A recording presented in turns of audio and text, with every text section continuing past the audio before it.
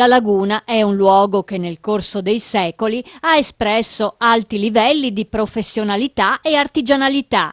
Le forme delle imbarcazioni tipiche, a remi, a vela e oggi a motore, nascono in questo contesto e tengono conto delle peculiarità dell'ambiente. Gilberto Penzo, lei ha dedicato un libro alla storia dei vaporetti, è una passione che lei coltiva fin da bambino, immagino.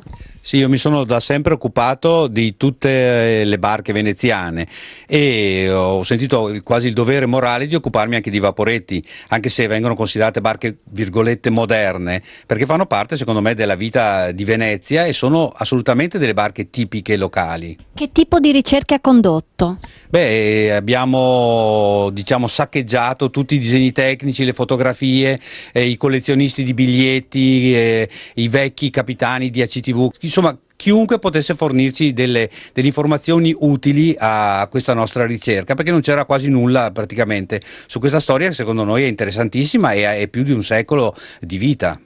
Battelli, motoscafi, motonavi, vaporetti, che differenze ci sono? Beh, c'è una flotta composita, appunto il vaporetto diciamo è quello del Canal Grande, la linea del Canal Grande, i motoscafi sono quelli che girano attorno a Venezia, che erano stati disegnati per quando fu scavato il Rio Nuovo, e poi ci sono le motonavi che secondo me sono bellissime, e poi le navi traghetto che sono quelle che portano appunto le autovetture al lido.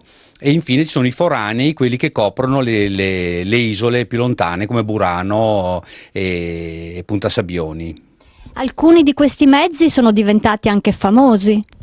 Beh, alcuni sono ormai delle imbarcazioni storiche secondo me, infatti a me dispiace un po' che queste quando vengono dismesse non diventino una parte di un museo che potrebbe essere tranquillamente un museo della navigazione interna lagunare. Non esiste attualmente un museo di questo tipo. Non esiste, come non esistono tante altre cose purtroppo a Venezia, invece io conterei molto per esempio di salvare una di queste vecchie motonavi che verranno dismesse e dedicarla a un museo della navigazione nella quale raccogliere tutti questi cimeli di questo secolo di vita. Nel tempo, quanto si è evoluto il mezzo di trasporto veneziano, il vaporetto? Sembra strano dirlo, ma abbastanza poco. Diciamo, il vaporetto come è nato era già abbastanza perfetto per l'uso. C'è stato proprio disegnato per il Canal Grande. Difatti, se lei guarda un po' le forme, più o meno le misure sono sempre le stesse. Sono cambiati un po' gli allestimenti. E anche in questo caso sarebbe da dire, io personalmente sarei per il ritorno alle forme del passato, per esempio di modelli del 1935. Quando c'era la parte scoperta a prua e la cabina chiusa a poppa. Io credo che questo qua avrebbe un alto indice di gradimento nei turisti che amano vedere il Canal Grande.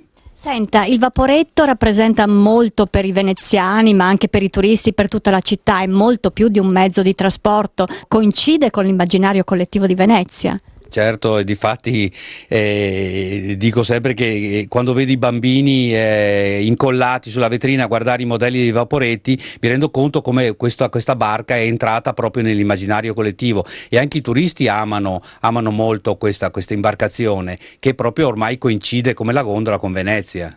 Se i vaporetti parlassero, cosa direbbero? Direbbero, io li ho sempre paragonati a dei muli poverini, perché fanno un lavoro diuturno faticosissimo, fatto di stop and go continui in Canal Grande, trasportando questa preziosa merce, e quindi secondo me bisognerebbe fare veramente un monumento al vaporetto, perché in questi anni ha veramente svolto un lavoro utilissimo. Che bella idea, lanciamo allora un messaggio alle istituzioni competenti. Se ci fosse l'idea di creare questo museo sarei pronto a mettere a disposizione tutto il lavoro che abbiamo fatto in questi anni, proprio per salvaguardare quella che è la memoria della vita quotidiana. Nei nostri musei si mettono le eccezioni, si mette, che ne so, la carrozza dell'imperatore o la nave del re di Savoia che è venuta a Venezia, invece amo proprio le cose della vita quotidiana, per cui trovare la barca, che ne so, del Carboner, la barca che trasportava il latte, quella che portava le cose più umili, per me sarebbe quella una grossa vittoria, cioè il museo che non rappresenti l'eccezionalità ma la quotidianità.